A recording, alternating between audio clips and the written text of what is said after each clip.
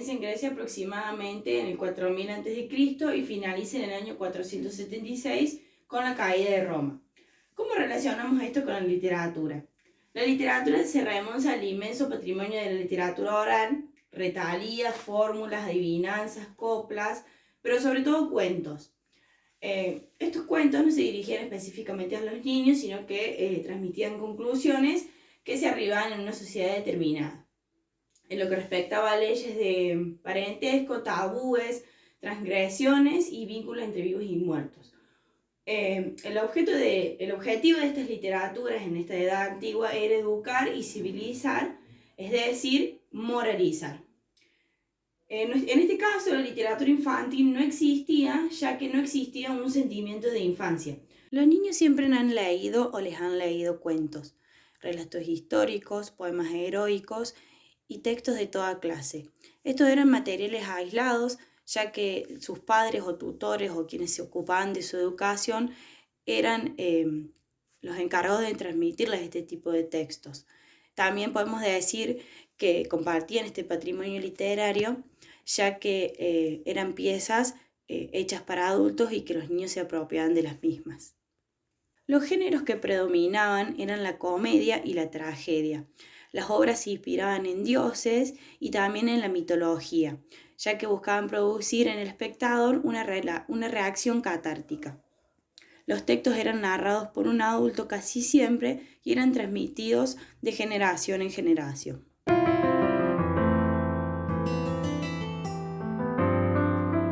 La Edad Media, o Medioevo, es el periodo histórico de la civilización occidental entre el siglo V y el siglo XV.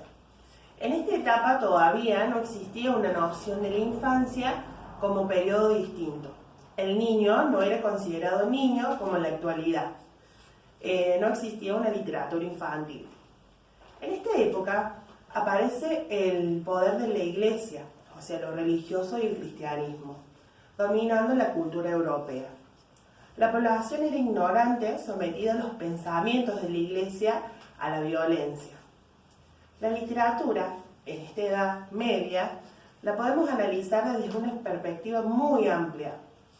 Estaba la literatura prófana, que era la derivada del pueblo, y la literatura religiosa, emitida desde lo religioso, o sea, desde la Iglesia. Los sacerdotes leían los textos en latín puramente religiosos. Abundaban los textos anónimos en la literatura prófana. Muchos de los autores fueron eclesiásticos, monjas, sacerdotes.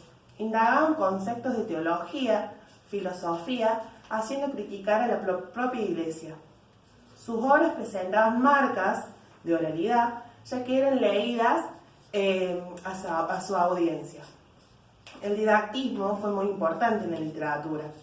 Los géneros introducidos fueron los dramas, la fábula, la lírica, y hacia finales de la época fue la novela.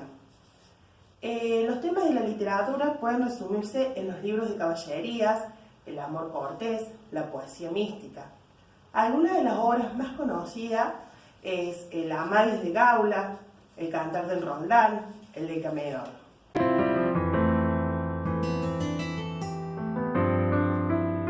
La Edad Moderna es el tercer periodo histórico y se produce entre los siglos XV y XVIII. Es aquí cuando aparece la imprenta y con ella el primer libro, que fue la Biblia. También aparece el humanismo, produciendo un movimiento en la Iglesia y cambiando la mirada del hombre y produciendo un renacer en las bellas artes. Es en esta época que Juan Comenio propone que la educación debe ser universal, que cada uno debe dirigir su propia formación y que los libros deben ayudar a este proceso. Porque hasta entonces era la religión quien influía en la educación, entonces intentaban catequizar a los más pequeños por medio de la educación. Era de la literatura adulta que se adaptaba para el público infantil y se adaptaba según sus necesidades y sus gustos. Como ocurría con los cuentos de Mama Oca o los viajes de Gulliver de Jonathan Swift, o El Quijote de Cervantes, con el objetivo de abrir nuevas puertas a un mundo de creatividad y aventuras. Recién en Inglaterra y en Francia, con el proceso de industrialización y comercialización, es que se produce o se permite la constitución de un grupo infantil y adolescente, pero esto era una clase reducida, era una clase burguesa. Recién en el año 1616, con la muerte de Cervantes Saavedra y de William Shakespeare, es que se sientan las bases para un periodo literario con estas obras tan originales de estos autores. Recién en el siglo XVIII es cuando se produce una intensa actividad recreadora donde muchas obras toman popularidad entre los lectores, como es el caso del libro El Emilio de Jean-Jacques Rousseau.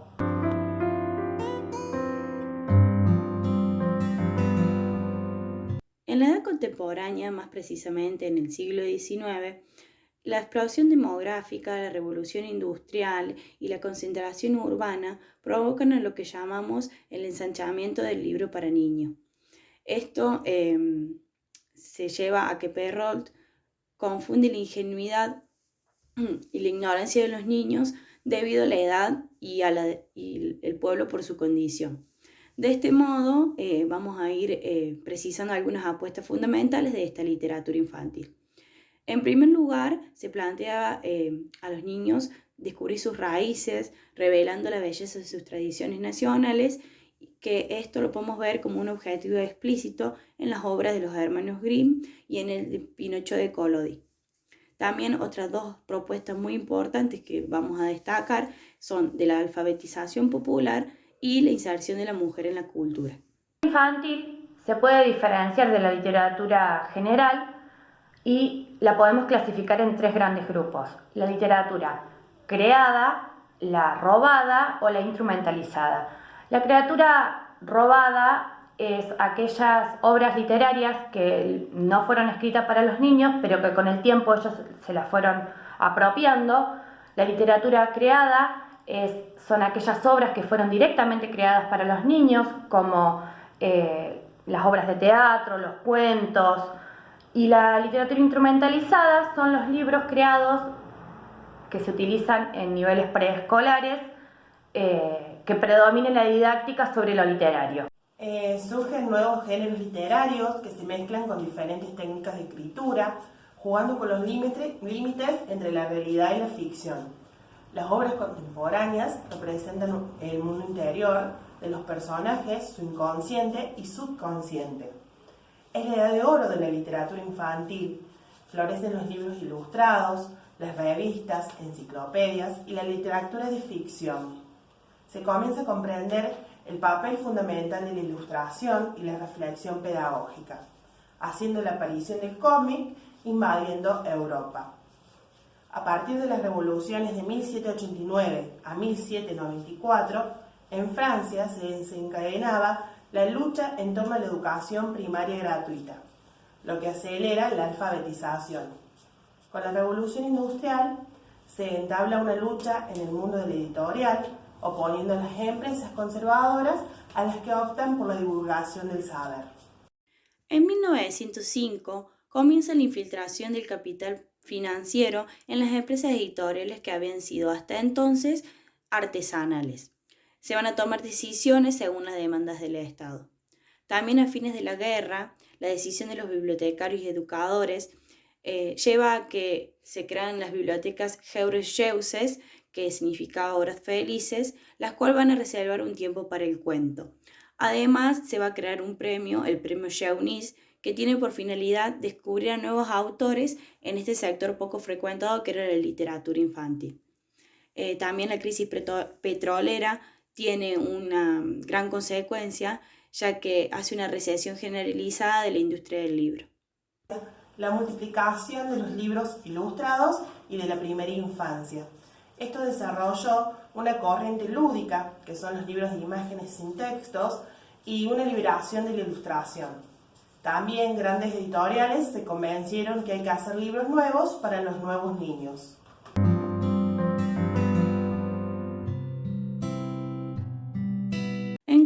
diferentes conceptualizaciones de la literatura, José Valverde nos comenta que la obra literaria no la escribe solo el autor, sino toda su tradición anterior y posterior. También entra en juego el pueblo, su sistema cultural, economía y hasta su poder militar.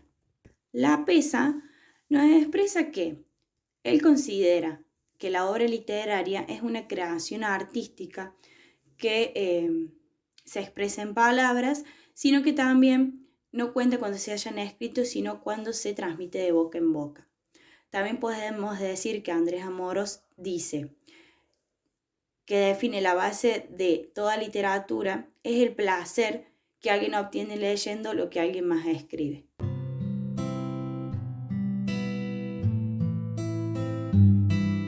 Autores a favor. Griselda Gámbaro manifiesta que siempre le interesó escribir para niños, pero no encontraba la forma.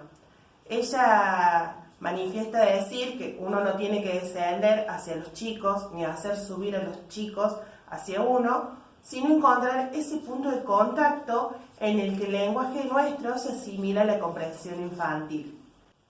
Rageot expresa que los escritores para adultos se asemejan a los escritores para niños, en el sentido en que ambos poseen talento. No se debe creer que un libro para niños se escribe más fácilmente que cualquier otro. Elisa Bortolucci. Ella califica la literatura infantil como una obra artística destinada a un público infantil y va a situar al niño como receptor. También Cervera la reconoce como literatura infantil a toda producción que tiene como vehículo la palabra y que se le da un toque artístico, creativo y que tiene como destinatario al niño. Como Graciela Perriconi, sostiene que la literatura infantil es un acto de comunicación, que es de carácter estético entre un receptor y un emisor, en este caso es un receptor niño y un emisor adulto, que tiene como objetivo la sensibilización del primero, es decir, del niño, y como medio de la capacidad creadora y lúdica del lenguaje, y debe responder a las exigencias y las necesidades de los lectores, es decir, de los niños. El otro autor es Aguilar Silva y señala que con la literatura se domina un conjunto de creaciones peculiarizadas con formas más o menos específicas impuestas por su origen, su temática y su intención.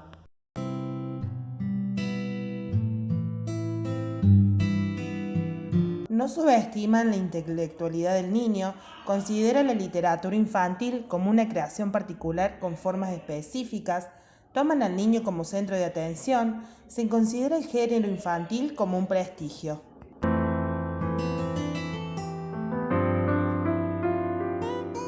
También tenemos autores con posturas en contra hacia la literatura. Por ejemplo, Jorge Luis Borges o Benedetto Croce se han negado a llamar infantil a aquella literatura dirigida a los niños y utilizadas como material de lectura.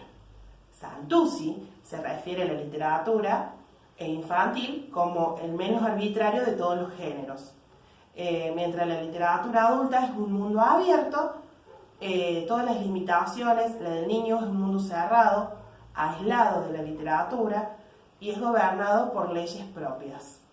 Randel afirman que la literatura infantil es una aberración. Este exabrupto no tiene más excusas que lo que se refiere a la pseudoliteratura, es decir, a producciones que aunque se denominen literatura infantil, no tienen la debida calidad literaria.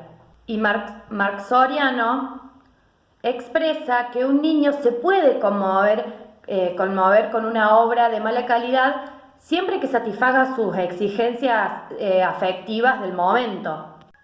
Y a su vez pueden quedar indiferentes ante un libro hermoso que exceda sus posibilidades de comprensión.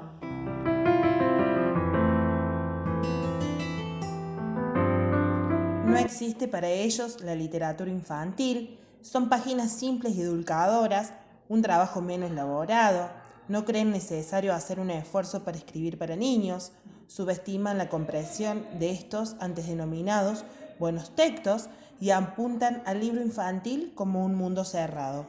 A modo de cierre, podemos decir que la literatura infantil no es una empresa fácil, debido a que están implícitas el tratamiento de la materia literaria y la concepción de la infancia, e incluso la visión del mundo que nos rodea. Se hizo un seminario en la UNC en 1971 para definir el concepto de literatura infantil como toda obra concebida deliberadamente para niños, la cual va a poseer valores éticos y estéticos necesarios para satisfacer intereses y necesidades.